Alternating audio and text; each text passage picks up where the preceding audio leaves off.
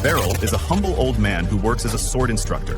One day, out of the blue, he's appointed as the special trainer for the capital's strongest knights, and ends up becoming the most powerful adventurer in town. This story begins with a character named Beryl, who is training under the supervision of an old man. The old man watches his skills and encourages him, saying that his swordsmanship is very good. Beryl runs the training hall, and students come to him from all over.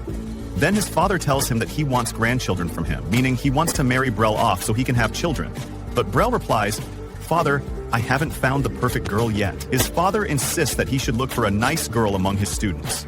Beryl tells him, "Dad, the training hall is no place for romance." Then Beryl speaks to us, the viewers, and says, "I was born here and played with wooden swords ever since I was a little kid. Nothing has changed since then. I gave it my all. When I was young, I dreamed of being a great swordsman. In the end, I gained slightly better skills than the average person, and I have decent speed for my age. I'm grateful for that. Maybe I don't have amazing fighting skills, but I have a talent for teaching. Many graduates have become very successful, and that's thanks to God and then to me." After that, we see Beryl and his father having dinner together. His father brings up the topic of grandchildren again and says, "Is wanting grandchildren really that difficult?" He turns to his wife Farron and says, "You want to hold your grandchildren too, right? Come on, tell Beryl to get married. Time is passing and he needs to decide quickly." Just then, a girl, one of his former students, comes to the door. Beryl looks at her and thinks she looks familiar. She says it's been a long time since they last met. He asks, "Are you Wuxia?" And she replies, "Yes, it's me." She comes in and joins them for tea. He tells her it's been so long that he barely recognized her. Beryl's father speaks up and says he's kept up with her news through her letters. She's risen in the ranks and is now the commander of the Royal Knights. She tells Beryl that she came to recommend him as a special instructor for the Royal Order, and that his appointment has been officially approved. She hands him the document, which bears the official royal seal. "This is a great offer," she says. "You shouldn't turn it down, or you'll face serious consequences. There's a carriage waiting outside. Come with me. We'll stay there overnight because things are urgent. The training halls will close tomorrow." Beryl's father tells him to go quickly, and also to look for a wife in the capital. Then he jokes, "Don't look far, your wife is right beside you. She's a beautiful girl." Beryl gets annoyed and says, "Dad, stop teasing me. You're embarrassing Wuxia. There's a big age difference between us." But Wuxia says she doesn't mind the age gap. In fact, she thinks it's a good thing. She mumbles those words, and Beryl asks, "What did you say?" She replies quickly, "Nothing," blushing deeply. They travel together in the carriage, and Beryl talks to her about the sword she's carrying. It's the sword he gave her a long time ago when she was training under him. He used to give those swords to students when they graduated. He says, "I'm happy you still have that sword. But a village blacksmith's sword like that doesn't suit a commander like you anymore," she replies. "On the contrary, this sword suits me perfectly. You, Master, have done so much for me. I respect and appreciate you deeply. You've taught me so much. I'm certain that the position you chose is perfect for you, Master. I'll also work hard to become someone worthy of you." Her face turns red as she mumbles those last words. Finally, they arrive at Beltrin, the capital. It's been many years since Beryl last came here. The next day at the hotel, we see Wuxia talking about Beryl. She tells the others that he's so strong she couldn't possibly face him. Beryl feels flattered and excited by her praise. It's a lot to take in. She gave him a dream job, one anyone would wish for. Beryl tells them, "I don't know how useful my skills will be to you, but I'll do my best. I'm looking forward to working with you." After that, we see Beryl with Lucia, where she tells him that his speech was excellent, as she expected. As stated in the documents she gave him, he is requested to attend night training 3 or 4 times a month. This schedule shouldn't conflict with his duties at the training hall. At that moment, a girl named Couronne suddenly rushes in, excited to greet her teacher. She hadn't seen him in a long time. Lucia scolds her gently, saying, "A proper knight shouldn't run around like that." Beryl warmly welcomes her, telling her she's become a fine knight, though she still has a long road ahead. She trained in his hall for nearly 2 years and worked hard to become a knight. Beryl is very happy that he'll get the chance to continue her training. He still can't believe that 2 of his students ended up in the Royal Order. That night, Beryl returns home to find that they have guests. When he looks closely, he realizes it's Randred, one of his former students from long ago, along with his wife and child. Beryl is delighted to see them. However, his father tells him that there's no need for him to stay here anymore. He should settle in Beltrin, focus on his job there, and not return until he finds a wife. Beryl is shocked by his father's demand. Later, Beryl chats with Randred, asking about his life. Randred tells him that he's quitting adventuring and has moved to the village after having a child. Beryl expresses concern, saying it's a risky decision for someone of platinum rank, but Randred replies that he reached that level thanks to Beryl's training, and he still feels guilty for leaving it behind. Beryl tells him that it's been over 10 years since he was his student, and it was Randred's own effort that got him that far. Adventurers can earn a lot, but it's a dangerous life. The next morning, we see Beryl walking around the city with Alusha. He's looking for a place to live since the hotel he booked is too expensive for a long stay. Finding a place with a reasonable price would be best, especially since Beryl doesn't know the capital very well. Alusha offers to help and even suggests he stay at her place, but Beryl politely declines. She then invites him to lunch first. At that moment, they hear a voice from behind. A girl says, "The commander of the order is walking around with a strange man?" Alusha realizes it's Lysandra and that she's trying to cause trouble with her words. Beryl becomes anxious, but Alusha turns to face Lysandra and orders her to stop with the insults. Beryl wants to leave, but Alusha insists on handling it. Lysandra keeps pushing, questioning how Alusha dares to call some random man master. Beryl notices that Lysandra wears a black-ranked adventurer's tag, indicating her high level. But as Lysandra looks at him more closely, she suddenly recognizes him. She exclaims that he's Master Beryl. He, however, doesn't recognize her at first. She tells him her full name, Sorina Lysandra, and reminds him that he trained her as a child and taught her how to wield a sword. Beryl finally remembers her. She tells him she had wanted to tell him about her success for a long time, but never had the chance. Beryl says he's happy to see how far she's come. Lysandra then asks what he's doing with Alusha. Alusha answers that Beryl is now a special instructor for the Liberian Order and that he'll be living in Beltran, currently looking for a place to stay, and that she's helping him. Lysandra then insists that she knows more than Alusha when it comes to finding housing in the capital. "I work as a liaison for adventurers coming from distant places," Lysandra says. "You've never even stayed in an inn in this city." This angers Alusha greatly. After that, they go to a certain place, and Lysandra says, "This place should suit your needs." Beryl thanks them for their help and tells them, "Please, be kind to each other." They leave him to rest, and from the balcony, Beryl watches them and talks to himself. "I'm not young enough to enjoy the sudden shift to city life, but it's good to have my former students looking out for me." Then, the scene shifts to the Liberian Order Academy, where many students are training. Alusha enters and announces, "We've changed the schedule. Starting today, Master Beryl will be your instructor.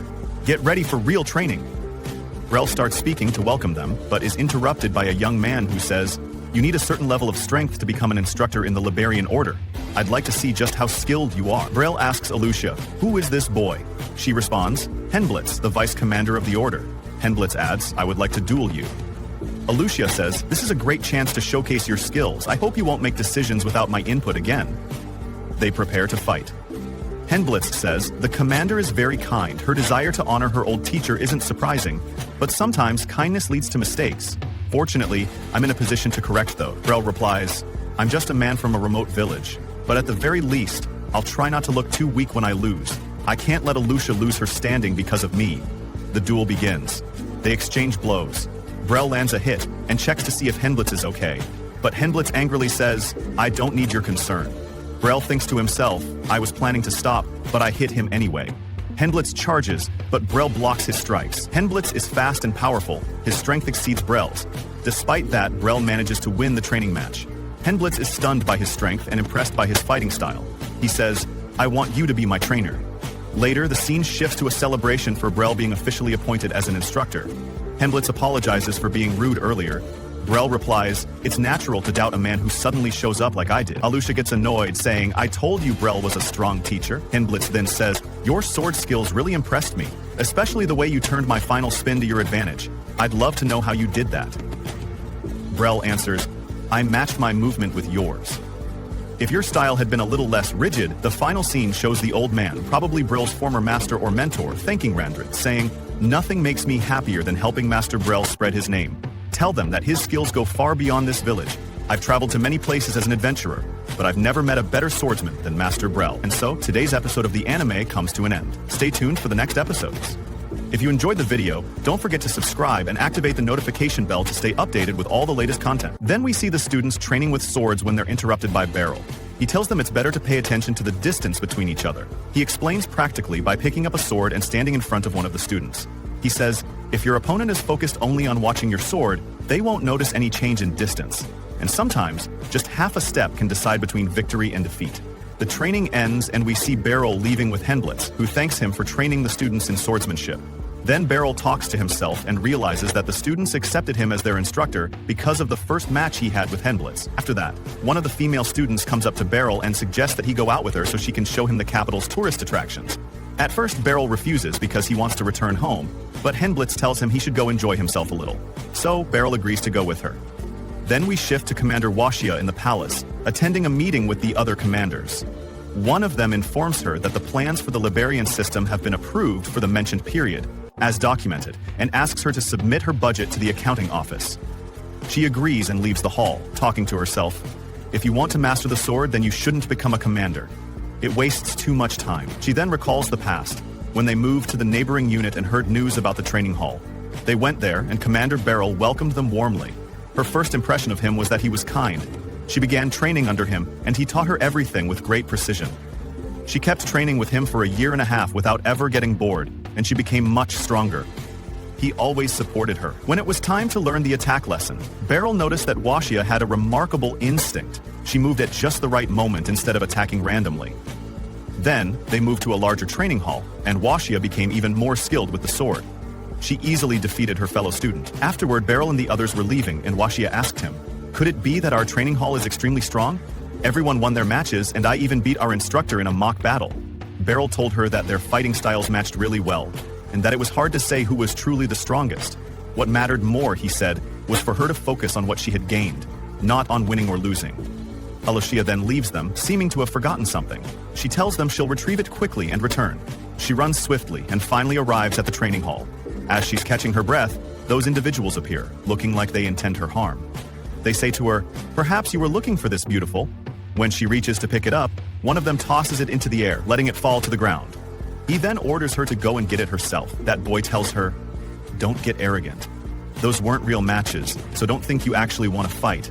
It's impossible for us to lose to a country girl in a match like this. Now we can have a real fight." She tells them she doesn't want this. At this point, the boy reveals a malicious intent, telling her he'll break her bones so she won't be able to stand. But at the last moment, the master, Beryl, blocks the fool's strike. They become angry with him, shouting, "Hey, old man, get out of our way!" But Beryl pays them no mind. They decide to attack him, but he defends himself with ease. He keeps his composure, careful not to harm them, reasoning that, in the end, they are just young and don't know any better. Just then, the student's coach enters and demands, "What is all this commotion? Understand, you fools, you'll never be a match for him no matter how many of you there are. He's too strong." But Beryl tells the coach, "Let them be, sir. They're just at that age, teenagers. Ultimately, they are children, and children make mistakes." The other coach then apologizes to Beryl, saying, "All right, I take full responsibility for my students' behavior. I am terribly sorry. Please forgive me." Beryl replies, "Don't worry about it, sir. I always forgive those who have wronged me. There's no need for such formalities." Afterwards, they leave, and Beryl speaks with Alushia. He tells her he had a very bad feeling, sensed something strange, and that's why he came to check on her. "This was my fault from the start," he adds. "I should have accompanied you. I'm truly sorry I wasn't more careful and put you in such a frightening situation." At this, Alushia begins to cry, realizing she hadn't known how kind he was. He truly is a very gentle man. He asks her, "Why are you crying? Are you hungry?" She tells him, "That's not it. I wasn't crying because I was scared or sad," she explains. "I cried because I learned that when your heart is overwhelmed with emotion, the tears just won't stop." The scene then shifts back to the training hall, where the master, Beryl, is training her. Finally, she succeeds in the training exercise, and he encourages her, congratulating her on her achievement. Beryl congratulates her on training well, telling her she is strong enough now. Alushia rejects this, wanting to learn more. Beryl informs her there's nothing left he can teach her. Alushia becomes very sad because her master is so humble, he actually believes what he's saying. She feels she can't even come close to his level yet. She then tells him she will accept his decision. Although she doesn't want to leave, she doesn't wish to cause him any trouble. Afterwards, Alushia wanted to prove that her master's swordsmanship was unparalleled. When she took the examination to join the order, the vague feeling she always had solidified into certainty. It wasn't just the other candidates. Even the order's examiners couldn't match her master's speed. Following this, Alushia entered the order with the highest scores, and this certainty only deepened. She reflects that her master's visual acuity and reaction speed are extraordinary. Her goal was clear. She couldn't just leave her master in his current state. Therefore, she rose through the ranks to become a commander, achieving greater success. By the time she was in a position to appoint a trainer herself, 10 years had passed since she left the training hall. However, her master's skills had only grown sharper in the interim. Later, we see Alushia returning to the training hall, where she meets a friend, fellow student. She asks him how the day's training went. He replies that Master Bryl's skill set, depth of knowledge, and insight continually astound him. He had just been reviewing what Beryl taught them and felt happy recalling it. Alucia then asks him, "Is the master in today?" He replies that Koroni told him she was going to show Beryl the capital, so the two of them went out. Alucia seems annoyed, as she had wanted to be the one to do that. This outing could genuinely be seen as a date. Next, we see Beryl and Koroni strolling through the city. Beryl remarks that the city is vastly different from his village, which only has a general store and an inn. Koroni responds that if he wants to see the sights, the Western District is undoubtedly the best. Beryl asks, "Isn't the Northern District the one with more tourist attractions, like the palace and the church?" She replies that only visitors from the countryside, like Master Beryl, tend to want to see those places. Just then, Koroni's friend Viz arrives, and Koroni greets her. Koroni introduces her to Beryl, mentioning she used to train with him, but he doesn't seem to remember her. Viz looks quite crestfallen that he doesn't recall her. However, upon seeing her sword and bearing, Beryl recognizes the signs of his training hall and immediately remembers her as his student Fizzle. He apologizes, noting how completely she has changed. Viz tells him it's been 5 years since they last met. Beryl confirms he remembers her now, and also recalls that she trained with Koroni for the last 2 years. Koroni interrupts to proudly state that Vaisal is now a star of the Magic Corps. Beryl then says, "But our training hall specifically teaches swordsmanship." Viz explains, "I just came here looking for some magic supplies," holding up a ring. Koroni remarks, "With a ring like that, even a beginner can practice magic, but they're quite expensive." Viz replies, "I can manage without one," and produces a flame from her fingertip. Beryl is astonished. "You really are a mage?" he thinks to himself. Few people manage to become mages. I'd have thought it was much harder than she makes it look. It's a shame she gave up swordsmanship, but I'm incredibly proud of her. Just then, a woman screams. Her wallet has been stolen. Viz tells the others, "I'll handle this," instructing Beryl specifically not to intervene. She takes charge. She uses her magic to ensnare the thief by his leg. Koroni approaches the thief, warning, "Don't try anything funny. I'm with the order." Beryl compliments Viz. "You're fast. You certainly know how to apprehend criminals. That was excellent teamwork. Your magic was stunning too." Viz replies, "Fighting crime is part of our duties. I channel magic into my sword and let it fly. I'm making good use of the sword skills you taught me." Viz thanks him for his teaching. Later that night, we see Beryl walking alone, musing to himself. He's pleased about the morning's outing. "I can't just remain the old man from the village forever. I need to learn my way around here. I'll head to the commercial area in the Western District. I promised Koroni and Viz I'd treat them to a meal, so I need to find a suitable place for us to eat." Suddenly, a girl approaches and introduces herself to Beryl. "I am Lucy, commander of the Magic Corps for the Kingdom of Liberis." Beryl asks somewhat incredulously, "You play in the Magic Corps? The children in this city certainly have unusual pastimes." Lucy replies firmly, "I don't play games," and uses a touch of magic, seemingly to emphasize her point, or perhaps test him. She continues, "I heard from Viz about her former swordmaster from Baltrayan. She sounded quite excited when she told me she'd run into you. She must have been overjoyed. Her sword magic technique is exceptional. She's naturally talented with magic, but her swordsmanship is also astounding. Clearly, she had an excellent teacher." Beryl tells her he had seen Viz earlier that day for the first time in a long while. "It was all her own hard work," he adds modestly. "I merely taught her the fundamentals." They enter a nearby establishment. Lucy says, "I adore magic. I dedicate every day to honing my skills and studying. I want to gauge my progress and test what I've learned." Beryl responds, "So you want to see how far your magic has developed?" She then unleashes her magic, directing it at Beryl. Afterwards, she remarks, "You're very strong. Your reflexes are outstanding." And that's how this anime ends. Stay tuned for future episodes. If you enjoyed the video, don't forget to subscribe and hit the notification bell to stay updated with all our new content. Then Lucy uses her magic and attacks Beryl with fireballs. Beryl draws his sword and prepares to fight her. She asks him to show her all his sword skills.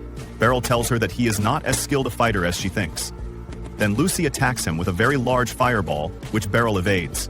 She attacks him again with several consecutive strikes, all of which Beryl tries to dodge. Then she finishes with fire magic and begins to attack him with ice magic, throwing very large ice balls at him. However, Beryl manages to break them. While attacking, he says, "I can't defeat her, so I'll have to knock her unconscious with the hilt or flat of my sword." Then he approaches her and strikes her with the hilt of his sword, but fire wraps around her to protect her from the sword. Lucy tells him that approaching her will never be in his favor, as her magic is very advanced and protects her whenever it senses any danger coming towards her. Then she shows him a new magical skill. She makes fireballs chase Beryl wherever he goes. Beryl tries to run and escape, but the flames follow him. Lucy realizes that this is Beryl's first time fighting a sorceress, and tells him that sword-wielding sorcerers are the worst combination. Then she makes a large snowball fall on him, but Beryl strikes it with his sword, sending it towards Lucy. When he attacks her with his sword, Lucy uses lightning to block his attack. Then Lucy uses a strange magic, and Beryl realizes that if this magic hits him, he will die. Just as Lucy was about to attack him, she backs down and says to Beryl, "Forget it. I got involved in everything like a child. If the last spell doesn't have any reaction, there's no point in continuing." He asks her what would have happened if the last spell had hit him. She tells him that it would have crushed him like minced meat. Then she tells him that he is very strong and that she now understands Vasel's admiration for him. Beryl tells her that she is kind for backing down from killing him. Lucy is surprised and asks him, "Aren't you angry with me for attacking you?" He tells her that he was only slightly annoyed. Lucy laughs and invites him to the Magic Institute. He tells her that he will come at a suitable opportunity, even though he is not good at magic. The next morning, after training, Beryl meets Vasel, who tells him that she has come to deliver some potions, as the Magic Legion sells them to the system. She gives Beryl a potion as an apology for what Commander Lucy did to him. That little girl is the commander and uses magic to appear young. No one knows her real age. He tells her that he will never fight a sorceress again, as she would have killed him with all sorts of magic like ice and fire. Then Wishia arrives and signals to Vasel to leave, asking Beryl to speak with her about something. Then she takes him and they go to Lysandra. Lysandra tells him that she wants him to train new adventurers and will pay him for it, and she has already obtained the guild leader's approval. Then he asks her what kind of training she wants him to teach the adventurers. She tells him that he should teach them skills for attacking caves and handling emergencies. Beryl remembers his adventures in a cave when he was young, when he tried to enter the cave to get loot, but a monster struck him severely and he fled from the cave running home. Then we return to the present, and he tells her that caves are very dangerous. Lysandra tells him that they will not be harmed thanks to his help. Then, Beryl notices that there is a problem between Lysandra and Wishia, but he doesn't know what it is. Then they go together to the guild leader, and when they enter the room, Beryl sees Lucy and asks her what she is doing there. Lysander tells him that Lucy is the leader of the Magic Legion and knows the guild leader well.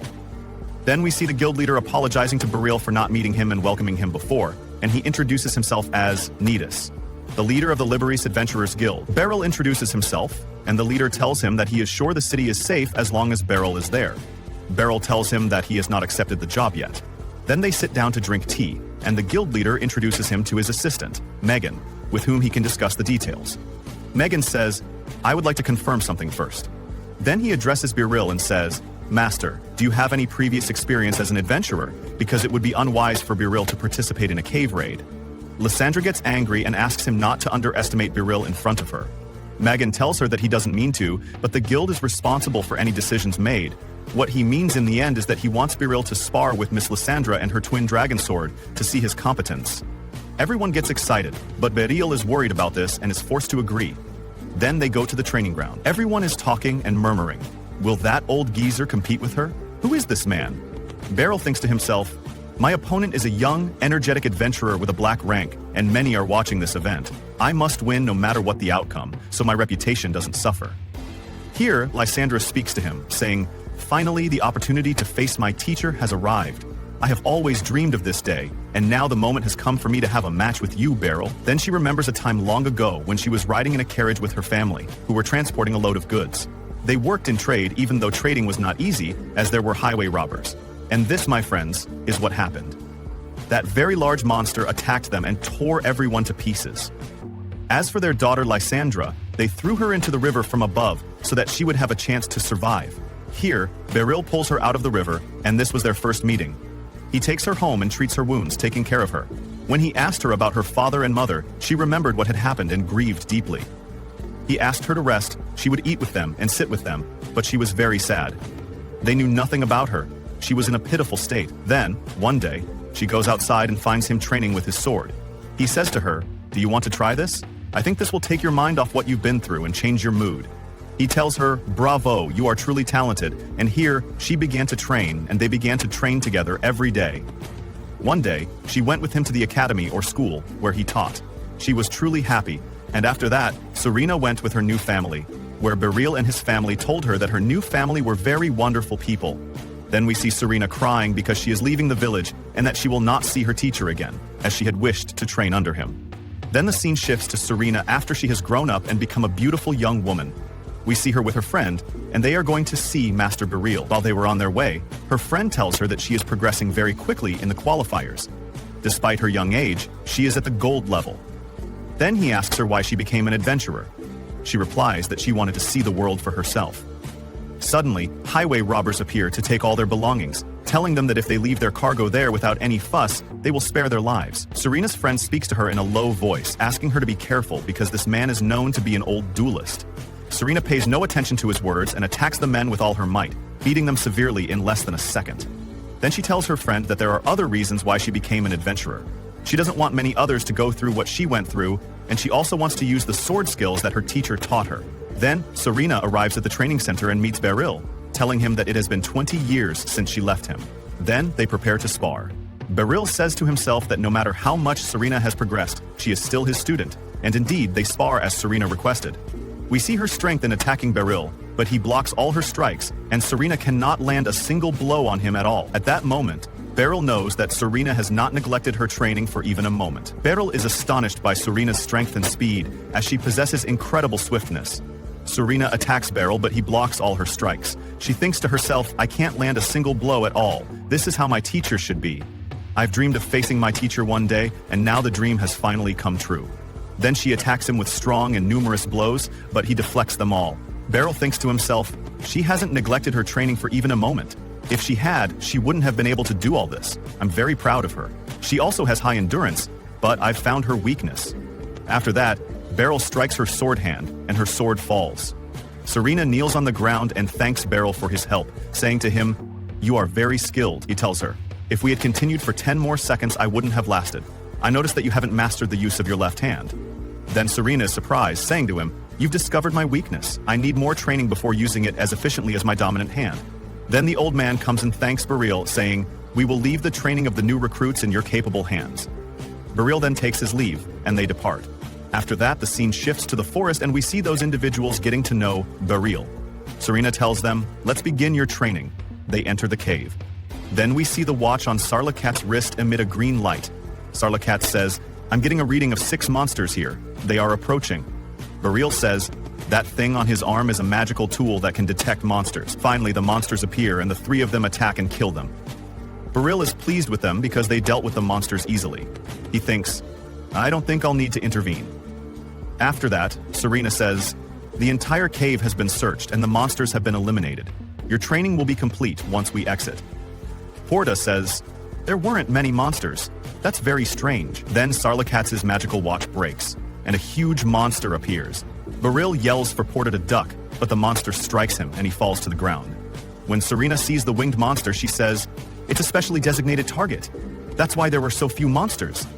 Thus ends today's episode of this anime. Stay tuned for future episodes. If you liked the video, don't forget to subscribe and activate the bell button to receive all the latest updates. Then we see Serena and Beryl facing the beast. Serena says, "That thing is a target specifically for Xenogribble. That's why there are so few monsters." Beryl says to himself, "I'm getting dragged into this while I'm just a spectator. What bad luck." Then Serena asks him, "Do you have any potions?" He tells her that he has 2 magic potions.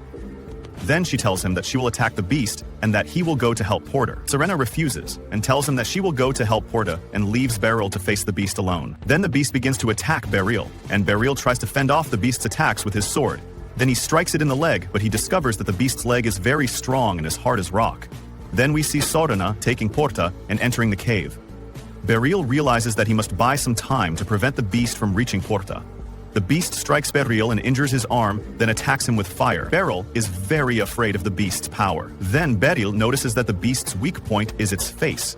So Beryl tries to get close to the beast's face, but it strikes him with its tail. Beryl cuts off its tail, and the beast becomes very angry and unleashes a very large fireball from its mouth and attacks Beryl. Beryl climbs onto the beast's back, and the beast flies into the sky at a tremendous speed, then lands on the ground again. The beast uses immense power and turns the ground beneath them into a volcano. Lava enters the cave, and Beryl realizes that there is no time to waste. He runs on the lava to attack the beast, but the beast attacks him with several more fireballs. Beryl tries to dodge them, and finally Beryl manages to stab the beast in the eye with his sword. Then suddenly, Serena appears and attacks the beast powerfully, striking it on the head with her sword and killing it. Then she thanks Beryl for overcoming the beast together and apologizes for being late, which led to his sword breaking as a result of attacking the beast. She tells him that Porta is fine. Then they go to the guild, and the guild leader is surprised that Beryl and Serena were able to defeat the beast.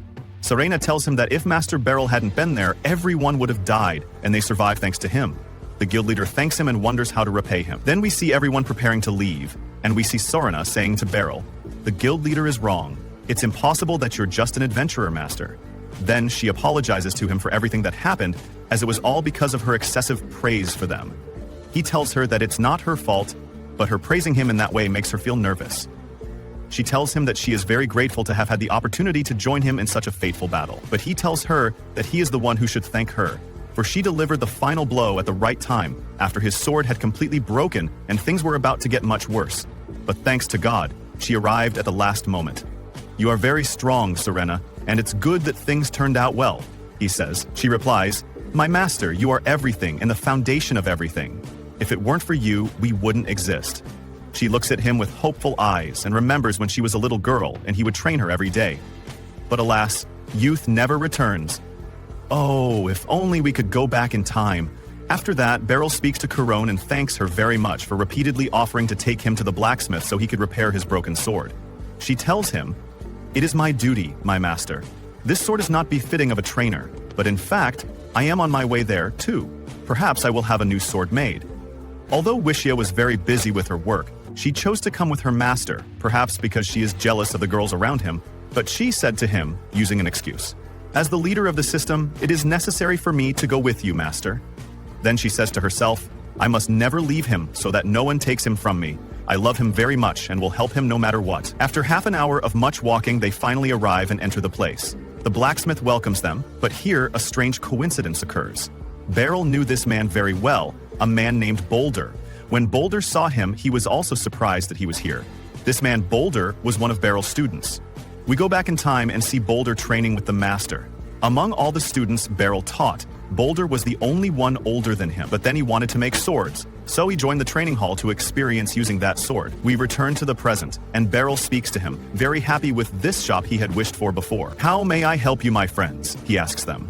Here, Corone speaks and says to him, "I want to have my sword prepared and beautifully crafted." When Boulder saw it, he found it small and told her that this sword was no longer suitable for use. "You must buy another one."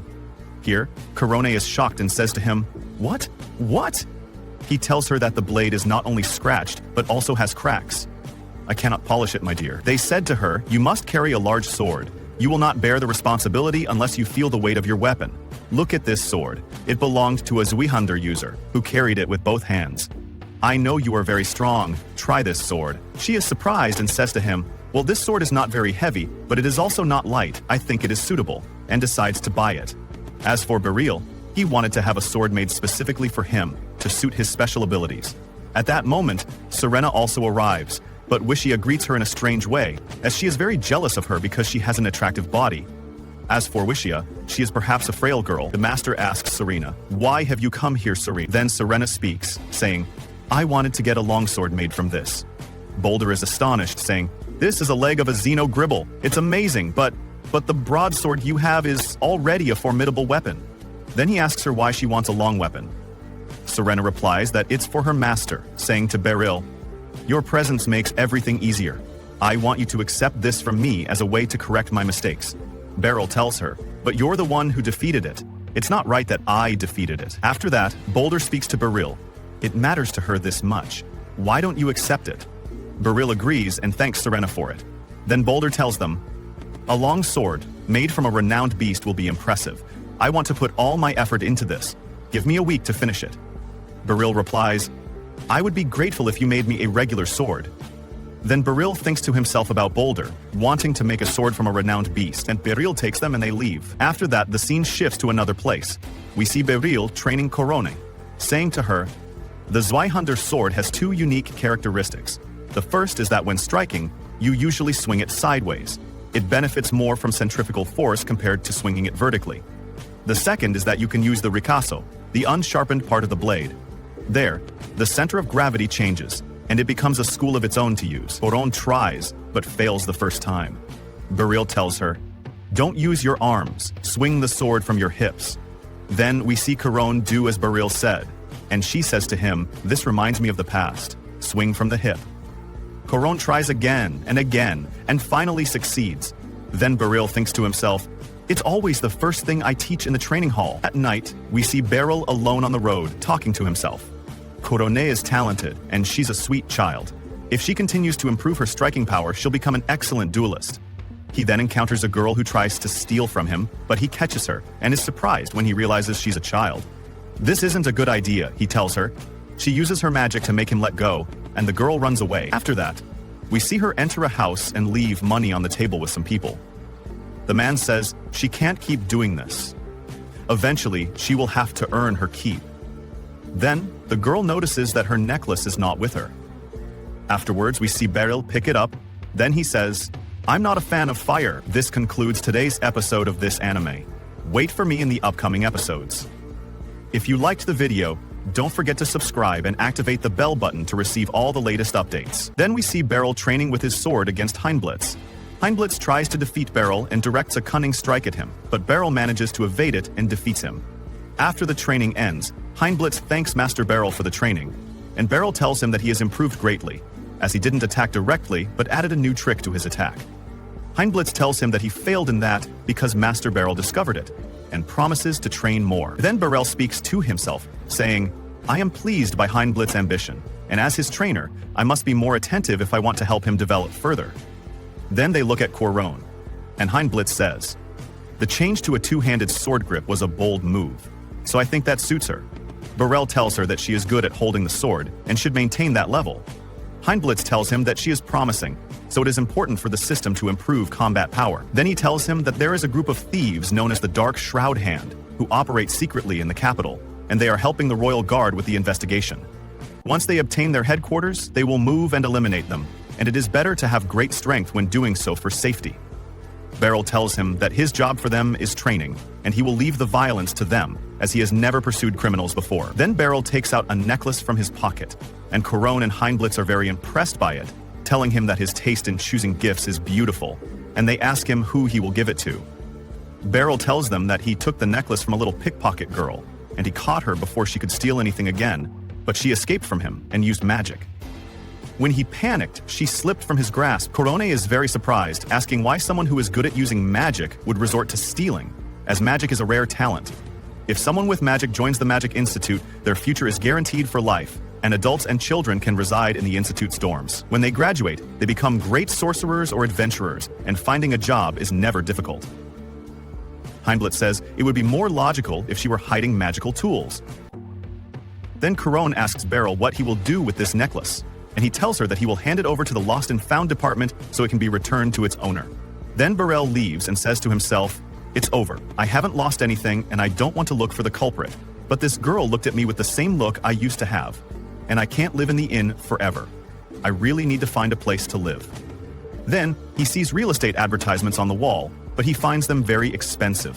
And if someone buys one, their money will run out, and they won't have any left for food and drink. Then that girl appears, looking for something angrily. When Beryl tries to ask her what she is looking for, she gets angry at him to leave her alone. He asks her again, "Are you looking for a necklace?" She gets angry at him again and tries to attack him, but he asks her to calm down so as not to attract people's attention around them, and he takes her to talk together. He tells her that he found the necklace and handed it over to the Lost and Found. Then he asks her, "Is it yours or did you steal it?" She tells him that she didn't steal it. He tells her that they should go together to the Lost and Found, and if she proves it belongs to her, she will take it. The girl gets nervous but doesn't explain to him, and they leave together. While walking together, Beryl says to himself, "There were some mischievous children in the training hall, but there wasn't anyone as bad as this girl." Then he asks her for her name, but she refuses to tell him. Then they go to the headquarters, and Beryl takes the necklace out of his pocket and tells her that it is with him and he hasn't handed it over to the Lost and Found yet. The girl tries to take it from him by force, so Ushia comes out and asks what the noise is, and they all go inside. Ushia asks him what he wants to do with that girl, so the girl tells her that he won't be able to do anything to her because he didn't catch her red hand. Beryl tells her that he doesn't intend to hand over the necklace to her and that she should stop stealing, but the girl refuses. Then Ushia tells her that she knows she uses magic, so does she use a tool for that? If she has a talent for magic, the state will take care of her, and she will be saved from the mire she lives in. Beryl also tries to reassure her. Then the girl is affected and tells them, "He told me that if I paid 5 million delk, he would bring my sister back to life." She tells them that she doesn't have enough time or money, which is why she resorted to stealing. Then Usha excuses herself for a moment and leaves. Beryl offers the girl a biscuit and leaves as well, returning with a piece of bread and giving it to her to eat, and the girl starts eating the bread.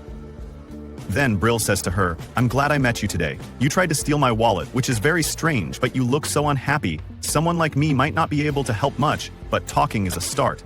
This city is so big, I didn't think I'd see you again, but thank God I met you and I'm truly happy. Maybe we can do something for you. Don't worry, things will be all right. Felicia, this is a wonderful girl." Then they say to her, "Isn't it time you at least told me your name?" And here she tells him her name, which is Miwai. Then he gives her the necklace. At that moment, Felicia arrives with Lucy and tells her that she heard everything happening. "If you truly have a talent for magic, that's amazing. We don't have enough sorcerers."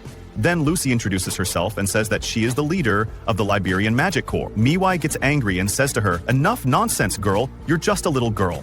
But Lucy tells her to calm down and drink some tea. Unfortunately, it's cold.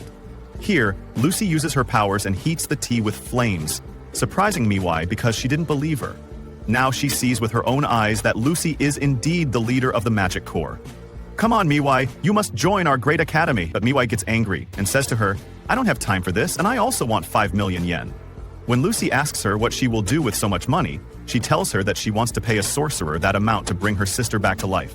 Lucy tells her, "The one who brings back to life is God, and no one in the whole world can do this except by God's command. These fools are laughing at you and misleading you." Beryl tells her, "Calm down, my dear," but Lucy was firm. Perhaps this poor girl, if she doesn't know the truth now, will know it later, so why delay the truth? But the girl, Miwai, didn't believe them and said, "My sister will come back to life. I saw it with my own eyes." Then she reminds them of when she was a child and saw her move her hand, but bringing her back completely will cost 5 million. "That person promised me this, as long as I pay him, her body will never decompose." He tells her, "This is nonsense, such a thing doesn't exist." But Miwai didn't believe them, and Beryl tells her, "Do you believe a failure who forces a child to steal and doesn't believe these organizations and the academy that want her to be happy?" Lucy tries to find out the name of this person. "If it turns out he's a liar, we'll deal with him by force. Don't chase after your illusions, my dear. Something broken doesn't return as it was. But if he's telling the truth, for some reason, maybe even doing a trick, and she's not dead yet, and he wants to do this trick to take your 5 million, I will give you 5 million myself." Here, Miwai reveals the name of this man, who is called Al-Shafaq, the Twilight. Here, they plan to go to this man to discover the truth. Lucy and Beryl go with her, as she knows the area, which is the southeastern region, and the borders between the southern and eastern regions are not entirely safe. Many orphans live there, but there are also sorcerers who come from the southeastern region, so we must be very cautious. Finally, they arrive at the place and are surprised that this place is within everyone's sight, and this is the real intelligence. It's a few meters away from the main street. They try to enter, but Miwai tells them that this door doesn't open, there's a back door. Lucy tells her that she will force their way in, then uses her power and opens the door. Then they find these foolish people waiting, so Lucy uses her power on them, strikes one of them, and says to them, "I came here to speak to your leader." Lucy asks Beryl to stay there and take care of these men until she finishes her work. When the men look at Beryl and his sword, they mock him because he is carrying a wooden sword.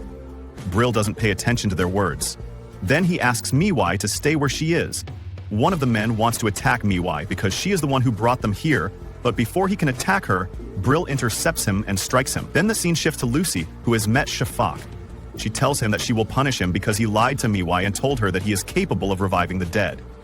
Shafaq mocks her because she didn't like what she heard and came here to tell him that. Shafaq then uses an ice spell and strikes Lucy with it, but Lucy manages to melt the ice. He then uses telekinesis again, and Lucy understands at that moment that he used magical attachments to move the corpse and deceive Miwai. Shafaq tells her that Miwai is a stupid child, so it was easy to deceive her. Then he uses the power of fire to strike her, but she manages to block it. Then she strikes him with force and he falls to the ground.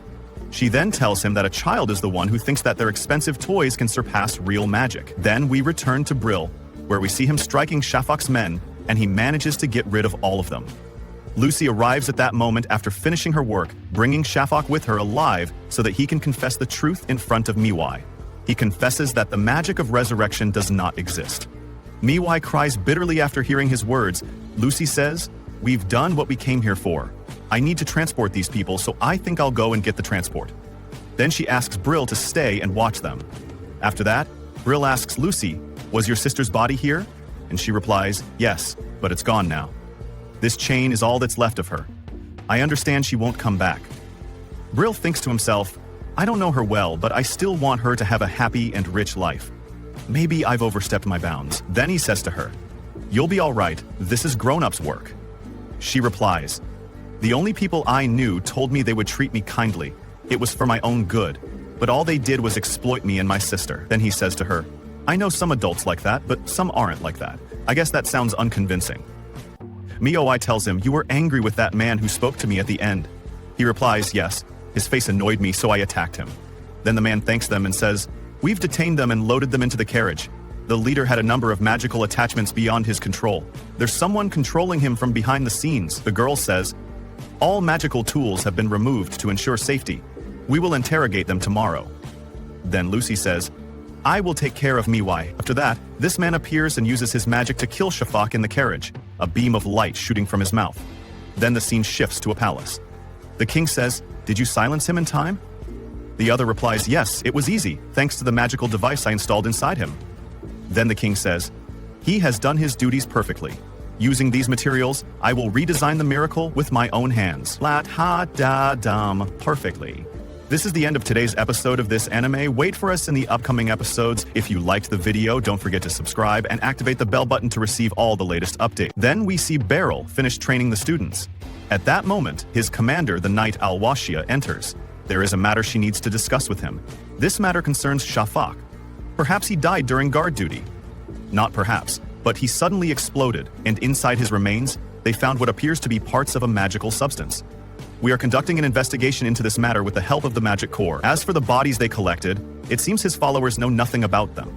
Therefore, it is impossible to know where they were transferred. The leader had a number of magical tools that surpassed his level.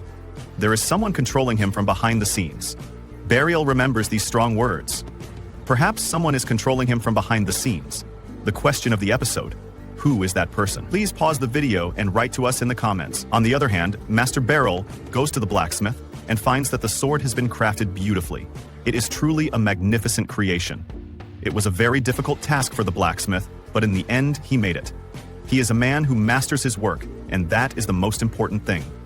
Coronil was very eager to see its sharpness, so he said to her, Okay, let's go back to the training hall and try it out. At that moment, Lucy arrives and says to him, Perhaps we should talk about a very important matter. Here, Beryl decides to go with Lucy and apologizes to Coronil, saying perhaps they can test the sword later. Then they arrive at Lucy's house. It is a very large house. Beryl is surprised by its size and its gate, which almost seems big enough for an F-18 plane. But this is not surprising, as she is truly very wealthy. When he asked her about Mui's news, she told him that she is currently encouraging her to join the academy. Then they go inside, drink tea together, and Beryl meets a man named Abaroy Haulman, a priest of the Church of Svein. But when he asks the priest the reason for his presence there, the priest says he is very happy to meet Beryl. Then, they talk about the magical tools that Shafak wore, all of which were made in Svendiar and shipped to him by a bishop named Rivius. The bishop asked him to collect the bodies in return. Therefore, Lucy suspects that Shafak had to be silenced before speaking, so he was killed using a remotely controlled magical tool. But the most important question is, why is the bishop collecting the bodies? They replied that perhaps he will perform a great spell, but we do not know what it is.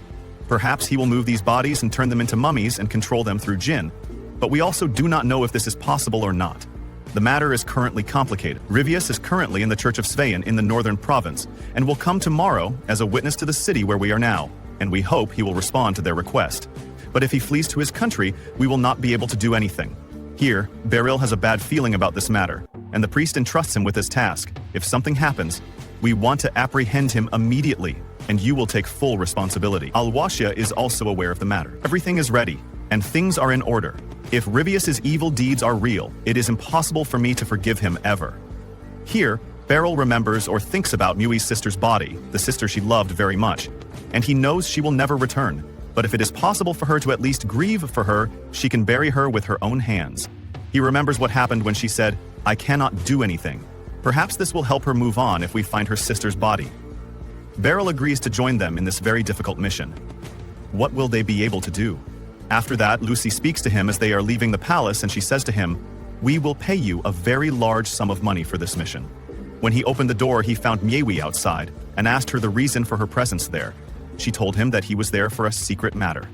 Yes, He spoke to her kindly, even though she had stolen from him before. She said to him, "Why are you treating me so kindly, even though I stole from you before, and you are giving me money too, and letting me do what I want, and even helping me come to school? Why do you care about me so much? Don't give me more than my worth."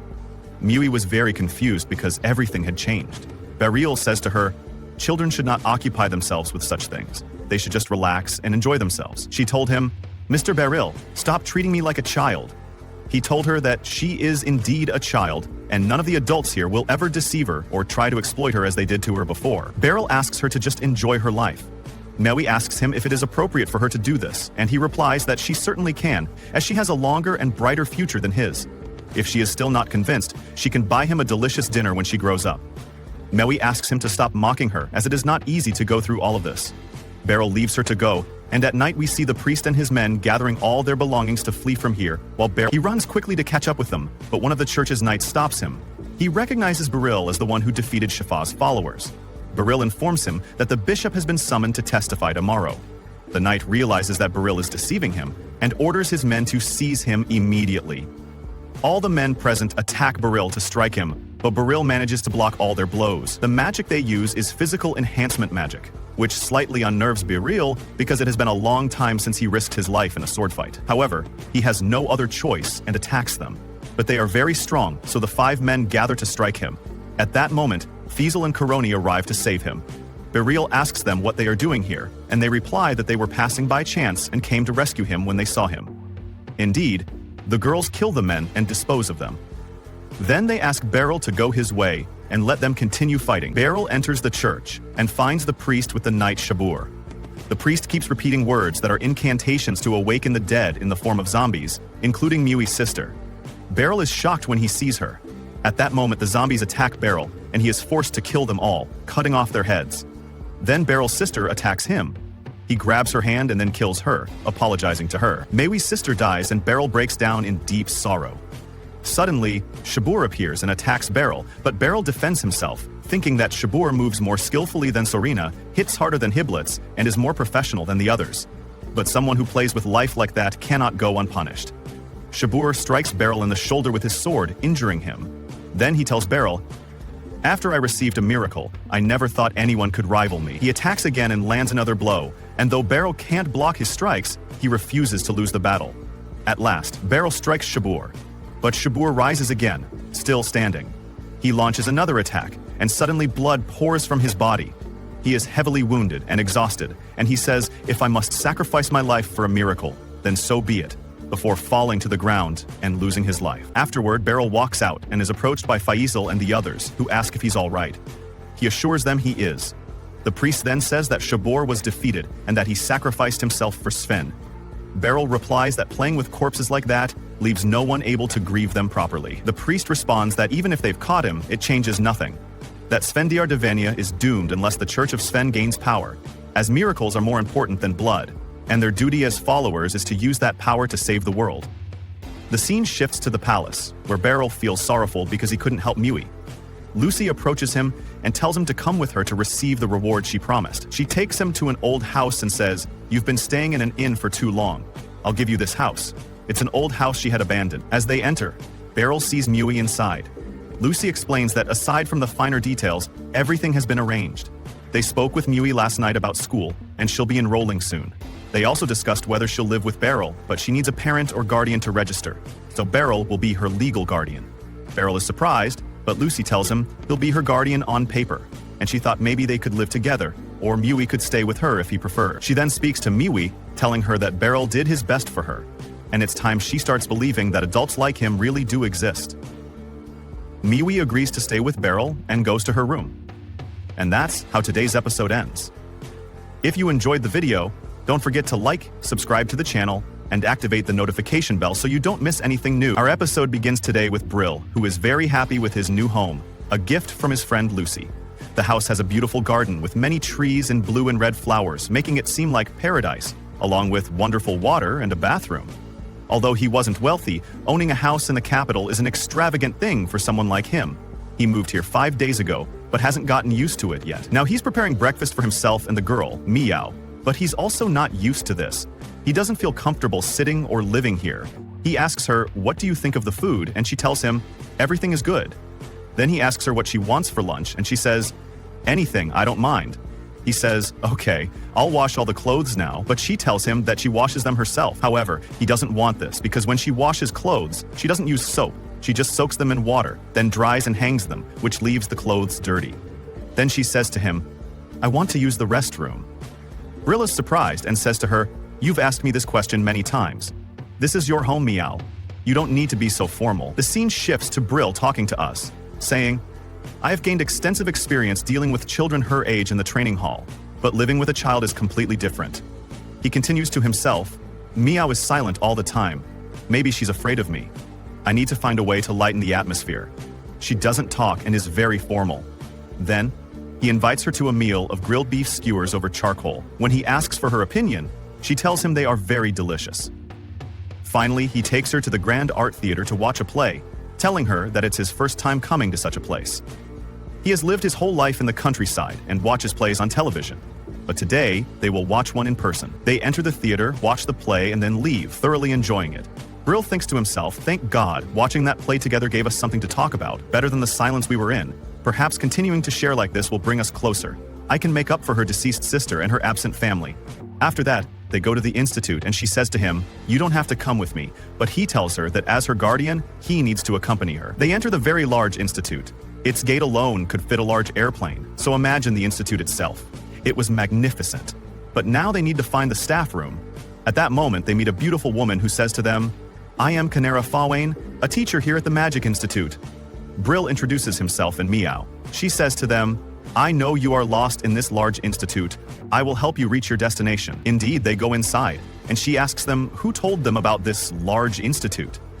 He tells her that he heard about it from Commander Diamond of the Wizard Corps. Then they sit down, and the teacher learns that Meow has a letter of recommendation from the principal herself, which exempts her from taking the aptitude tests. Meow decides to specialize in magic, specifically offensive magic, because she can produce a lot of fire. The teacher explains the 5 systems of magic: offensive magic, defensive magic, conjuration magic, enhancement magic, and life pattern. Fire generation is one type of offensive magic. The best offer is that they have a dormitory for students from rural or distant areas. She shows them the place, which was very clean and spacious. She shows them the dining room, which looked like the dining room of a presidential palace, and tells them that they serve 3 meals a day, each nutritionally balanced, and that students take turns using the swimming pool. They are surprised and say, "Wow, this is a strange institute." As for this room, it is currently vacant but fully furnished. After that, Beryl and Meow leave and walk, and the commander wonders to himself, will Meow be able to adapt to living with other children? Then he asks her about food. "What do you want to eat?" She simply replies, "Anything." After that, Beryl and Meow enter this restaurant specializing in sausages and find it very crowded. At that moment, Sorina arrives and Beryl welcomes her, sharing their table with her and Meow. Then he thanks her for the new sword, saying it's excellent. Sorina asks him about Meow, as she doesn't know her. Beryl introduces Meow, explaining that he is her guardian and they live together. Sorina tells Meow that she and Master Beryl have a long history together. Beryl asks Sorina about her work and how it's going.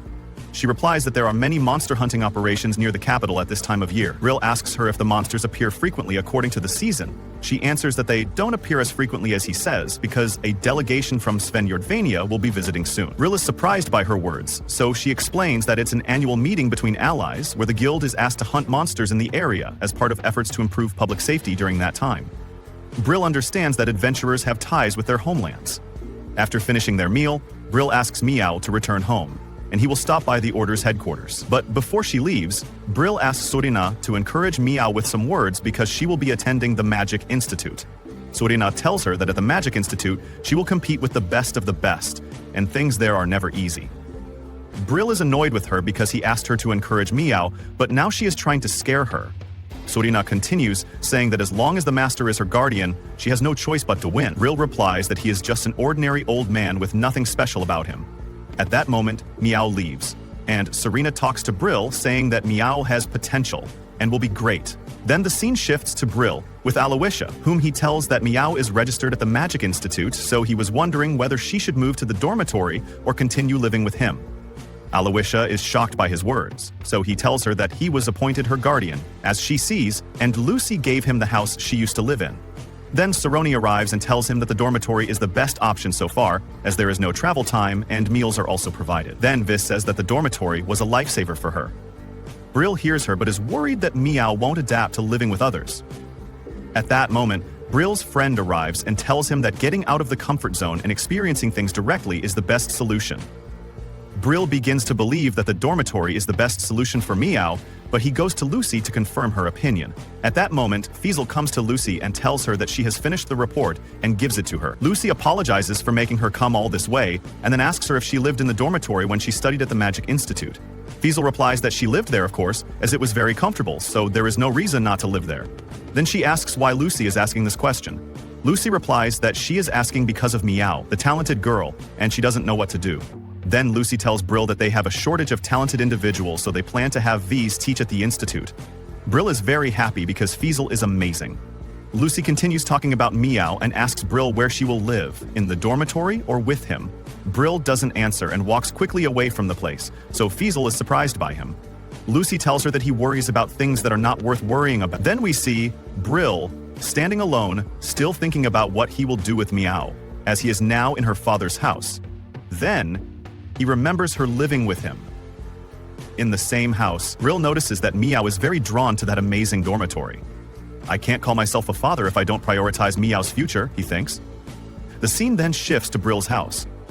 Meow tells him, there's a strange noise coming from this staircase. Beryl goes to see what's in the staircase, saying, this noise might distract you and prevent you from concentrating on reading. It seems the sound is coming from behind the drawers. Beryl moves the bookcase from its place and then sees a very small opening behind it. 3 mice run out of it, and Beryl chases after them, opening many windows. Meow speaks to him. Let them go. They're just mice. Beryl tells her, their bite is very dangerous. You could get sick because of them. I won't allow you to live like this again. We see Beryl chasing the mice. Meow says to him, I'm not that weak. I saw them every day in the southern province. Finally, 1 mouse runs out, but the other 2 are under the table. Beryl says, if they don't come out, I'll have to catch them. He catches one, and the other escapes. He thinks to himself, because I don't know how mice think, I can't predict what they'll do. Then, Meow helps him using her power, and he catches the mouse, but it escapes through the window. After that, he places a ball in front of the opening, saying, I got this for chasing mice from one of the neighboring tavern owners. We'll be fine like this. I'll go prepare dinner so you read a book. Beryl talks to himself while cooking, saying, Meow turned to me when she heard a strange noise, and after saying they were just mice, she helped me in the end. If she can work like this with others, there's no need to worry about her living in the dormitory. Meow comes to him to help him prepare dinner. They help each other and start to get to know each other. They will move to live in another place. Beryl continues talking to himself, saying, but I have to choose what's best for Meow. This house will be a place for her to return to during the summer vacation and the New Year's holiday. After that, they finish preparing dinner and sit together to eat. Beryl says to Meow, dinner was ready early thanks to your help. You won't have to cook for a while, but you will become very skilled in the future. Meow tells him, I intend to improve my cooking skills from now on. I'm not talking about the future now. I shouldn't waste time. I won't live in the dormitory. I'll commute from here. Beryl is surprised and says, the dormitory would be best for you. Commuting will be easy, you'll eat nutritious meals, and you'll live with children your age. Meow tells him, I told you, I'll commute from here. I don't understand what you mean when you say I should let people pamper me. Since you feed me, I want to help around the house. Tell me what I should do so that even someone like me might be useful to you. Also, if there are any mice, and I'm not here, the house will eventually be destroyed. You always ask me if there's any specific food I want to eat, and I want hot food. Beryl says to her, we'll prepare soup, stew, and pot au feu every day. Beryl laughs, and Meow tells him, stop smiling like that. It's very scary. Thus ends today's episode of this anime. Wait for us in the upcoming episodes. If you liked the video, don't forget to subscribe and activate the bell button to receive all the new content. A few days go by, and after training is over, approaches Beryl because she has something to tell him. He needs to get some new clothes. A delegation from the Kingdom of Spee will be here, arriving in a few days, and the Knight's Order has been asked to guard the officials from Sphene while the delegation takes place. Beryl assumes the leaders of the Church of Sphene will be coming, and he is worried that he might have to deal with more people like Rivios. But Hemlitz tells him that delegations are usually handled by high-ranking politicians and the royal families of both nations.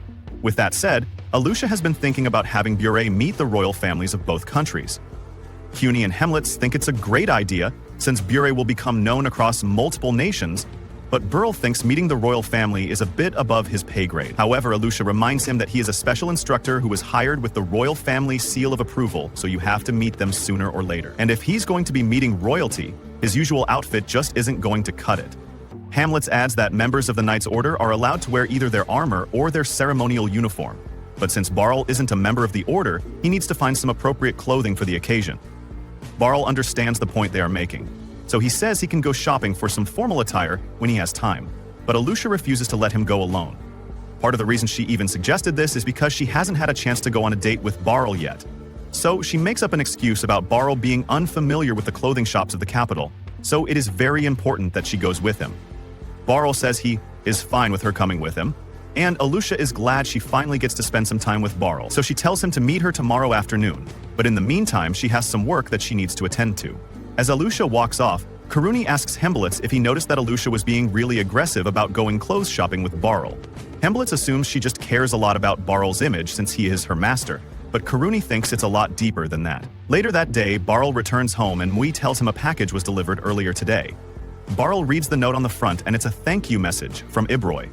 He wanted to give Beryl a gift to show his appreciation for Beryl's help, so he sent over a bunch of clothes for Mui. Mui doesn't think all these frilly outfits would suit her, but Beryl says there are bound to be some good dresses in here, so she can just pick out the ones she likes later. For now, it's time for them to have dinner, so they both sit down and begin eating. While they are having dinner, Beryl tells Mui that he's going to be guarding some important people at work soon, and he needs to get some proper clothes, so he's going shopping with Alucia tomorrow afternoon. Mui recalls meeting Alucia being the silver-haired girl, so when Beryl asks her if she would like to join him and Alucia on the shopping trip, Mui tells him no. It doesn't take a genius to realize that Alucia wants this to be a date, and Mui doesn't want to get involved. The next day, Beryl meets with Alucia as planned, but this is the first time he has ever seen Alucia in her normal clothes, so he's a bit stunned by how nice she looks.